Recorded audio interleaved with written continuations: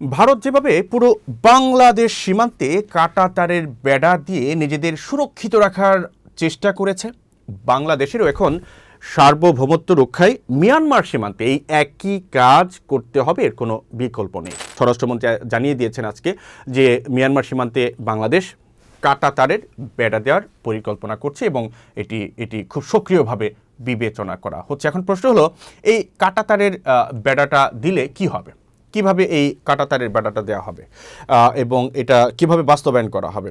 এই কাঁটাতারের বেড়া দিলে বাংলাদেশের জন্য কি লাভ হবে, ইতিবাচক দিক কি, এই কাঁটাতারের বেড়া দিলে বাংলাদেশের ক্ষতিকর দিক কি, এবং এটা স্থায়ী কোনো সমাধান নিয়ে আসবে কিনা, এই সার্বিক বিষয়টা আমরা খুব সংক্ষেপে বিশ্লেষণ করার চেষ্টা করব। আপনাদের সঙ্গে আছে আমি রনক হাসান, আপনারা দেখছেন ভিশন 24।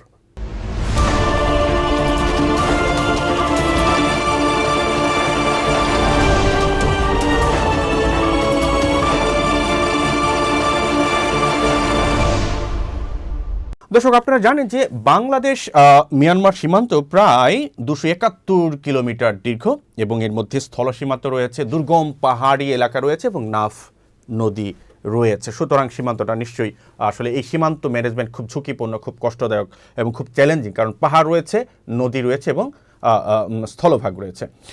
প্রথম ধাপটা হচ্ছে ঝুঁকিপূর্ণ এলাকাটা হয়তো বাংলাদেশ সরকার কাঁটাতারের বেড়া দেবে।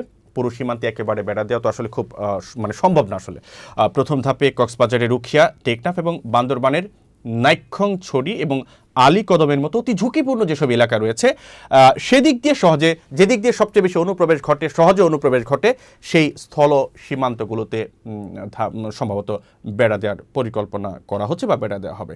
এরপরে স্মার্ট বর্ডার ম্যানেজমেন্ট করতে হবে। শুধু আসলে কাঁটাতারের বেড়া দিলেই তো হবে না, এই কাঁটাতারের বেড়াটা কেটে ফেলছি কিনা, ভেঙে ফেলছি কিনা, বা এই কাঁটাতারের বেড়াটাকে ডিঙিয়ে অন্য কোনোভাবে মানুষজন অনুপ্রবেশ ঘটছে কিনা, আসছে কিনা, যাচ্ছে কিনা, এই কাজটাকে নজরদারি করার জন্য স্মার্ট বর্ডার ম্যানেজমেন্ট বাস্তবায়নের কোনো বিকল্প নেই। এক্ষেত্রে thermal camera, night vision sensor এবং ড্রোন নজরদারি যুক্ত করার পরিকল্পনা বাংলাদেশ সরকারের রয়েছে। এখন আমরা তো এটা কিভাবে বাস্তবায়ন করা হবে সেটা শুনলাম। এখন বাংলাদেশের লাভ কি কাঁটাতারের বেড়া দিলে, ইতিবাচক দিকটা আসলে কি, পজিটিভ দিকটা আসলে কি? বাংলাদেশের প্রথম এবং প্রধান লাভ হলো অবৈধ যে অনুপ্রবেশগুলো ঘটছে, রোহিঙ্গা ও স্রোত, সেই স্রোতটা আসলে বন্ধ হয়ে যাবে। মিয়ানমারের রাখাইন রাজ্যে দেশটির সেনাবাহিনী এবং আপনারা জানেন যে আরাকান আর্মির মধ্যে যে গৃহযুদ্ধ চলছে, এর কারণে প্রায় রোহিঙ্গারা, এমনকি মিয়ানমার সীমান্ত বাহিনী, বিজিপির সদস্যরাও বাংলাদেশে পালিয়ে আসে।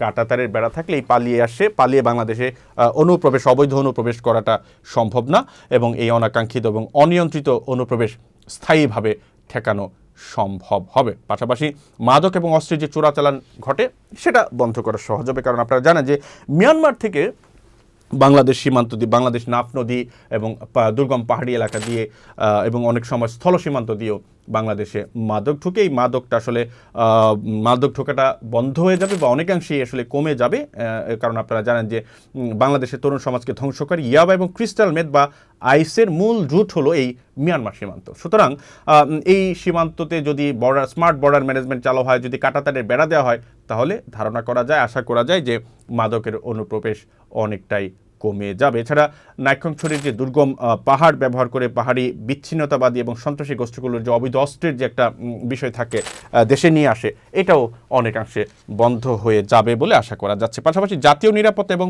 অপরাধ নিয়ন্ত্রণের যে বিষয়টি রয়েছে, এখানে যেমন উখিয়া, টেকনাফের রোহিঙ্গা ক্যাম্পগুলোতে বর্তমানে অনেকগুলো সশস্ত্র গ্রুপ রয়েছে, যেমন আরসা আছে, আরাকান আর্মিপন্থী কয়েকটা গ্রুপ আছে যারা খুব সক্রিয়ভাবে এখানে কাজ করছে, যারা সীমান্ত পার হয়ে ওপারে গিয়ে অপরাধ করে আবারও পালিয়ে এপারে চলে এসে আবারও রোহিঙ্গা ক্যাম্পে ঢুকে পড়ে এবং এই বেড়াটা দেওয়া হলে তাদের এই ক্রস বর্ডার অপরাধের যে সুযোগটি তারা এখন নিচ্ছে সেটি আর থাকবে না এবং স্থানীয় এলাকার আইন শৃঙ্খলা পরিস্থিতি নিঃসন্দেহে অনেক উন্নত হবে।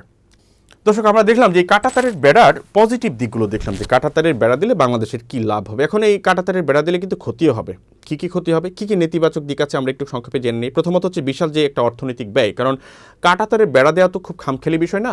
271 কিলোমিটার জায়গা কাঁটাতারের বেড়া দিবেন আপনি, এখানে স্মার্ট বর্ডার ম্যানেজমেন্ট করবেন আপনি, এবং এর মধ্যে দুর্গম পাহাড়ি অঞ্চল রয়েছে, এর মধ্যে নদী রয়েছে, স্থল সীমান্ত রয়েছে। তো এত বড় একটা জায়গায় আপনি কাঁটাতারের বেড়া দেওয়া, এটা অনেক ব্যয়বহুল একটা প্রকল্প। বর্তমান বাংলাদেশের যে আর্থিক অবস্থা, বর্তমান বাংলাদেশের এই আর্থিক অবস্থায় এত বড় একটা প্রকল্পের ব্যয় ভার বহন করা খুব খুব খুব খুব কঠিন এবং চ্যালেঞ্জিং। এর বাইরে নাফ নদী এবং ভৌগোলিক একটা সীমাবদ্ধতা আছে। আপনারা জানেন যে সীমান্তের একটা বড় অংশ জুড়ে রয়েছে নাফ নদী।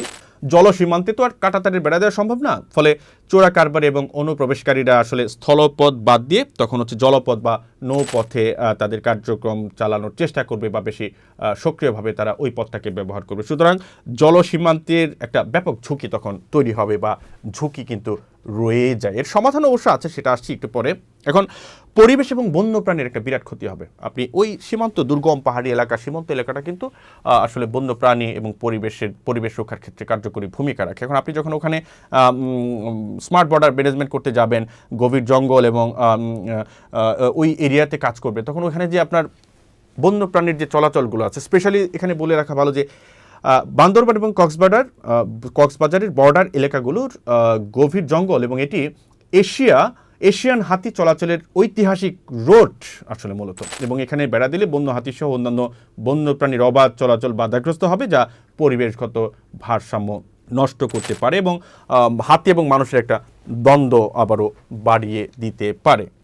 এর বাইরে দ্বিপাক্ষিক সম্পর্কের একটা টানাপোড়েন তৈরি হবে, কারণ আপনারা জানেন যে আন্তর্জাতিক নিয়ম হচ্ছে দুই দেশের জিরো লাইনের 150 গজের মধ্যে কোনো স্থায়ী স্থাপনা বা বেড়া তৈরি করতে গেলে ওপার থেকে আপত্তি আসতে পারে, এবং মিয়ানমারের জান্তা সরকার বা বর্তমান যে প্রভাবশালী আরাকান বিদ্রোহী গোষ্ঠী আরাকান আর্মি আছে, তারা একে উস্কানিমূলক মনে করতে পারে এবং সীমান্তে নতুন করে উত্তেজনা সৃষ্টি করার চেষ্টা করতে পারে, প্রয়াস নিতে পারে। এখন তার মানে হচ্ছে কাঁটাতারের, এক কথা যদি বলি, কাঁটাতারের বেড়া দিলে লাভ এবং ক্ষতি দুইটাই আছে, তবে লাভের পরিমাণটা অনেক বেশি, কারণ রোহিঙ্গা অনুপ্রবেশ, অস্ত্রের চোরাচালান, মাদক মানে প্রজন্ম ধ্বংসকারী মাদকের যে চোরাচালান অনুপ্রবেশ বাংলাদেশে ঘটে, এইগুলো অনেকাংশে কমে যাবে এবং রোহিঙ্গা অনুপ্রবেশটা অনেকাংশেই কমে যাবে, সেটি বাংলাদেশের জন্য খুব ভালো হবে। কিন্তু এর ব্যয় ভারটা অনেক বেশি, এই প্রকল্প অনেক বেশি ব্যয়বহুল। এরকম একটা ব্যয়বহুল প্রকল্প বর্তমান অর্থনীতিতে বাংলাদেশ আসলে এই ধাক্কা সামলাতে পারবে কিনা, বা এরকম একটা প্রকল্পের ব্যয় ভার বহন করাও বাংলাদেশের জন্য অনেক কঠিন হয়ে উঠবে। তবে আরেকটা কথা কিন্তু বলা উচিত, সেটি হচ্ছে এইসব কাঁটাতারের বেড়া কিন্তু কোনো স্থায়ী রাজনৈতিক সমাধান দেয় না। আসলে এটিকে বলে একটি সাময়িক প্রতিরক্ষামূলক দেয়াল তৈরি করে। স্থায়ী সমাধানের জন্য আসলে দুই দেশের পারস্পরিক কূটনৈতিক সম্পর্ক বাড়াতে হবে, রাজনৈতিক সম্পর্ক বাড়াতে হবে, জনগণ টু জনগণের মধ্যে সম্পর্ক বাড়াতে হবে। এর কোনো বিকল্প আসলে নাই। দর্শক, আপনার কি মনে হয় এই কাঁটাতারের বেড়া কি বাংলাদেশে দেওয়া উচিত? কমেন্ট করে আপনার মন্তব্য জানাবেন।